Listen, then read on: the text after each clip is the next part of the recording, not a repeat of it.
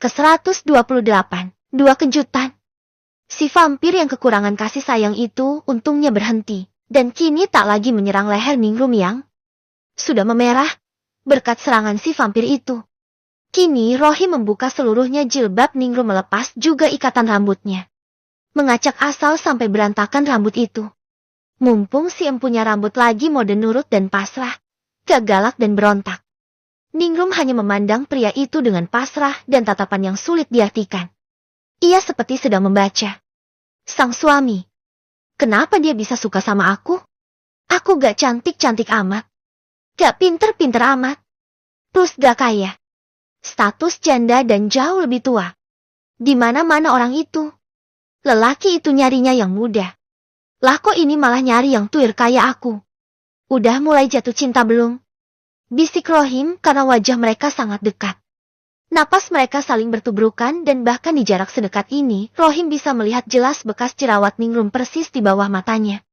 Lucu. Menggemaskan. Masih bisa jerawatan juga dia. Enggak. Cuma mikir. Balas Ningrum masih memandang lurus ke arah Rohim. Apa? Mikirin aku ya? Kok ganteng bener suamiku? Gitu. Hampir benar. Lebih tepatnya. Apa yang pria ini mau dari aku? Kenapa dia berbuat ini semua? Teori aku tentang kamu buyar hari ini. Ucapnya masih menatap lurus ke mata Rohim. Apa? Teori apa yang ada di kepala kamu memang? Tantangnya, kini pandangan Rohim bukan hanya ke bekas jerawat di bawah mata, tapi mulai ke bibir yang ingin sekali ia mangsa. Lalu ke mata yang ingin sekali ia selami. Ia betah berlama-lama di posisi ini. Memandangnya, mengagumi keindahannya dari jarak dekat. Kalau kamu cari sensasi aja mau nikah sama aku, atau kamu taruhan, atau kamu hanya obses. Salah semua. Karena semuanya karena cinta. Tahu apa itu cinta? Definisi dan gejalanya. Cinta itu seperti virus yang gak bisa ditaklukkan di dalam tubuh. Gak ada antivirusnya. Sebuah virus yang membuat semua organ, semua sel, semua partikel yang ada di dalam tubuh meminta lebih. Lebih banyak dari orang yang kita cintai. Lebih banyak waktu. Lebih banyak perhatian. Lebih banyak ciuman dan seterusnya. Nama kamu sudah masuk ke sistem tubuhku sejak lama Ningrum. Jujur saja, aku ke pondok ini karena dengar kamu sudah bercerai. Dan sudah stay di sini. Aku masuk ke pondok dengan tujuan mengejar cintaku. Kali ini aku gak akan kalah dengan situasi dan kalah cepat. Imas, aku harus dapat kamu. Alhamdulillah kini tercapai. Aku sudah dapat orang yang aku cintai sejak lama. Sudah bisa memandangnya lekat seperti ini dari jarak sedekat ini. Bisa menciumnya semauku. Rohim sekali lagi menunduk dan mencium Ningrum lagi. Sebuah ciuman ringan yang sangat lembut. Memabukkan. Ia bahkan harus mengerja beberapa kali untuk tersadar dari sensasi ciuman ringan itu. Maaf. Aku gak tahu apa itu cinta. Balas Ningrum dengan nada sedikit ketus. Aku ajari kamu. Aku tunjukkan ke kamu apa itu cinta. I will show you. By loving you the best that I can. Ucapnya romantis. Seharusnya semua perempuan yang diperlakukan seperti ini akan blushing atau malah gemas dan berujung mencium pria di depannya ini. Tapi Ningrum beda. Ia berdecak pelan. Gak ngerti bahasa Inggris. Sok banget sih. Ketusnya. Sontak Rohim terbahak. Dan ia berbalik. Kini ia melepas Ningrum dan kungkungannya. Ningrum juga pulih. Ikutan duduk dan meminta mereka untuk segera pulang. Oke. Rumah ini sudah siap huni. Perlahan kita isi dengan barang kita. Sesekali kita tempatin. Ya, gak apa kalau kamu belum siap ninggalin Buya dan Umi. Aku ngerti kok. Kau galak aja aku ngertiin. Apalagi beginian. Gak usah nyindir deh. Protes Ningrum. Ningrum dan Rohim pulang ke pondok dan diminta berhenti di tengah jalan oleh mandor paling galak yang ada. Siapa lagi kalau bukan Hanan?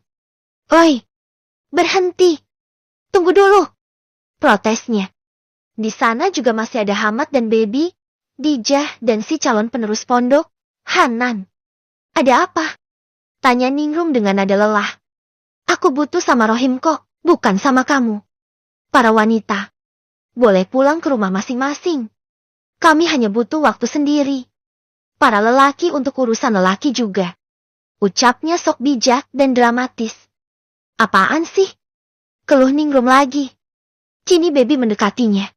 Itu dari tadi modelannya gitu Ning. Katanya cuma 15 menit minjem Mas Hamad. Ini udah mau sejam. Gak kelar-kelar. Baby manasin Ning Ningrum.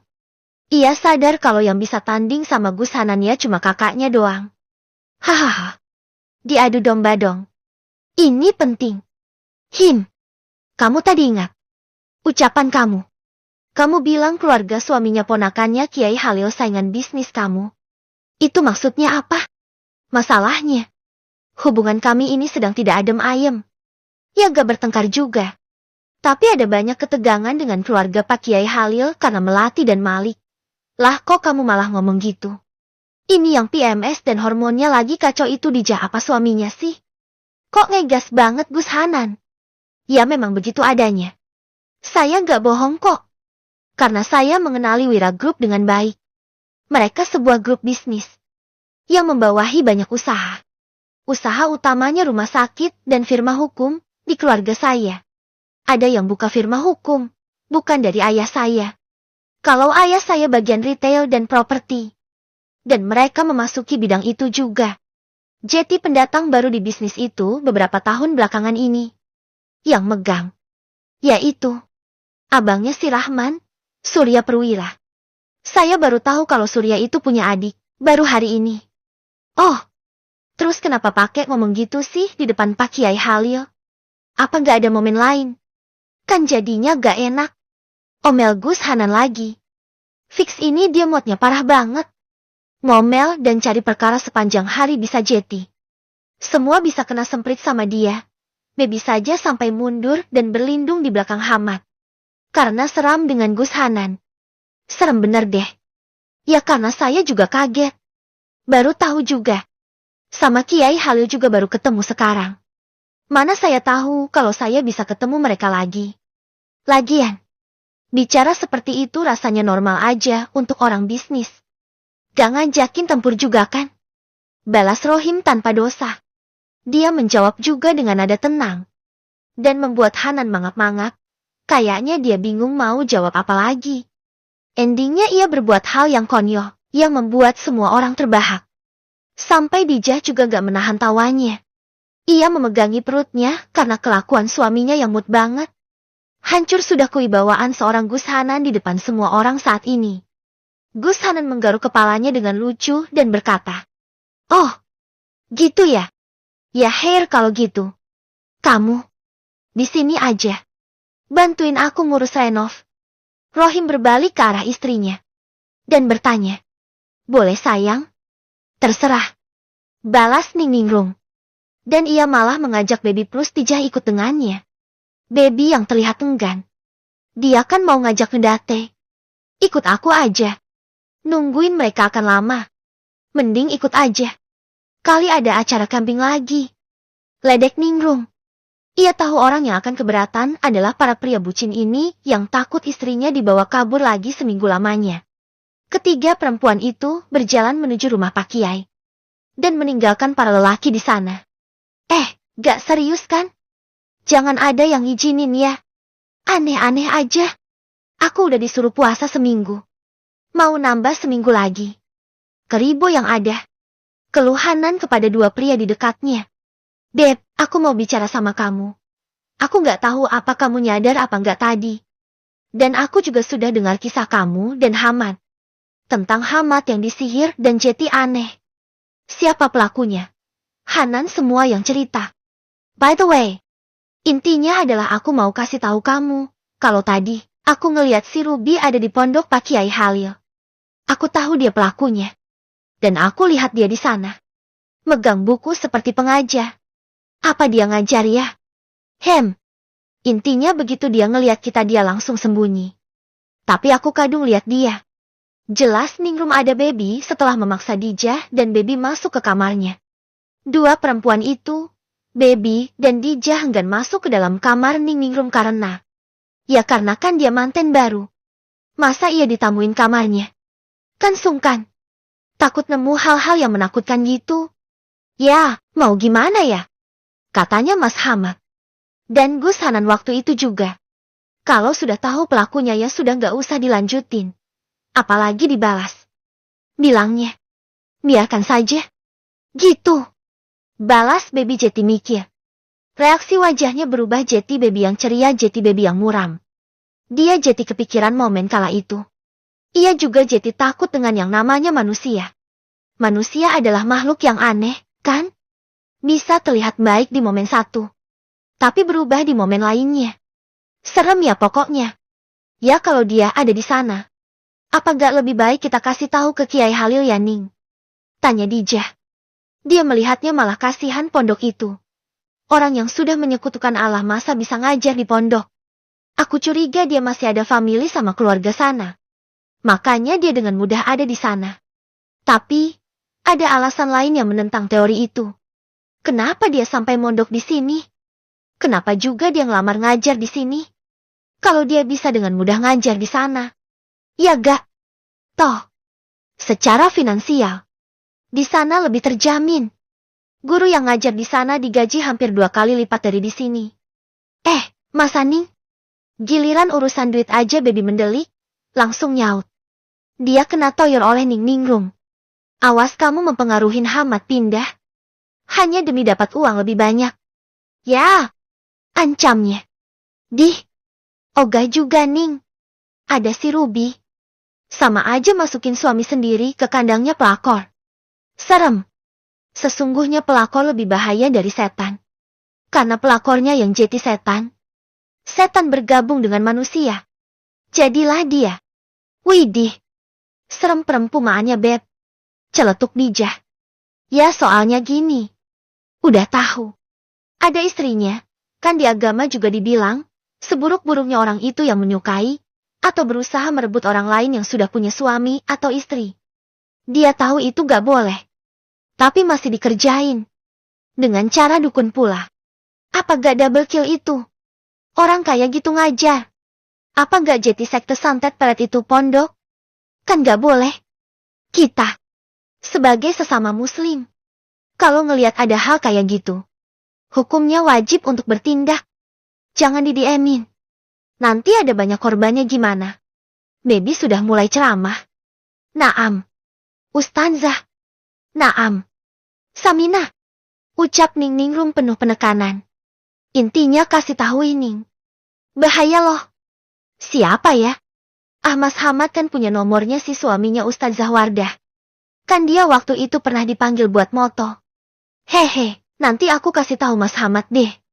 Tapi aku akan larang dia setengah mati. Agar dia tidak menginjakan kakinya lagi ke pondok itu. Tekad sudah bulat. Kalau urusan suaminya, ia akan berjuang setengah mati. Tak mau kejadian yang lama terulang kembali. Ya sudah. Tapi, ada baiknya kita bicarakan baik-baik. Karena tadi, masalah Rohim yang bilang kalau ada saingan bisnis aku ngerasa gak enak. Mudah-mudahan Pak Kiai Halil gak sakit hati. Soalnya, kelihatan banget kalau dia sayang sama mantunya itu. Tapi Ning, tadi katanya Ustaz Rohim kan. Bicara begitu itu normal aja. Kan saingan bisnis itu biasa aja kan. Udah biasa, bukan berarti tempur juga. Sahut Dijah. Besok aku libur. Kalian juga gak ada kerjaan. Gimana kalau kita hangout barengkan para pria lagi pada sibuk sama renov? Jadi mending kita keluar yuk. Ajak Ning Ningrum yang suntuk.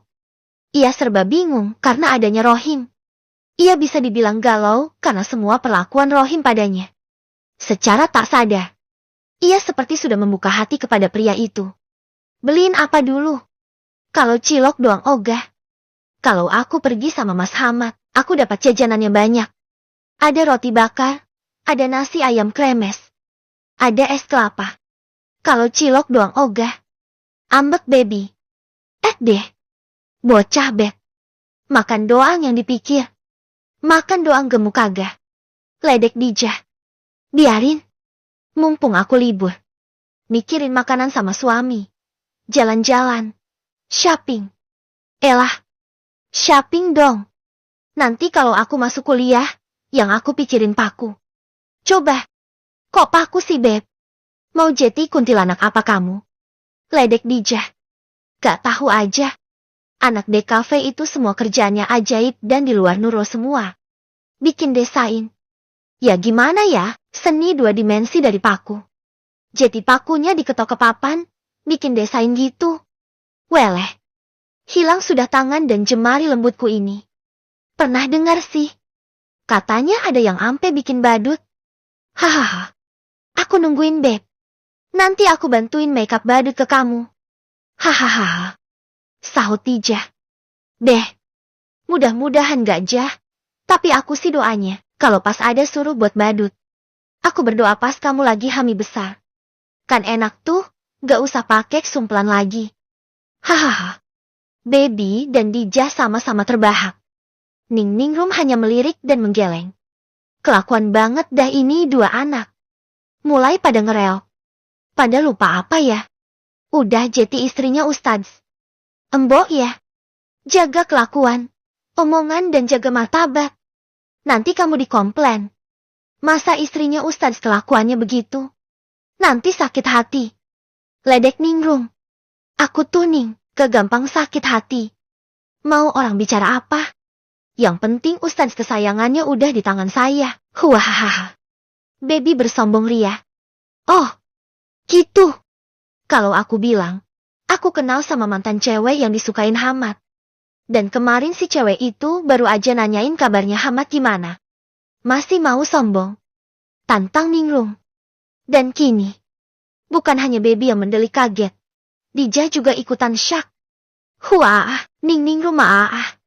Renyek Baby gelandotan di tangan Ning Ningrum yang kini gantian tertawa puas.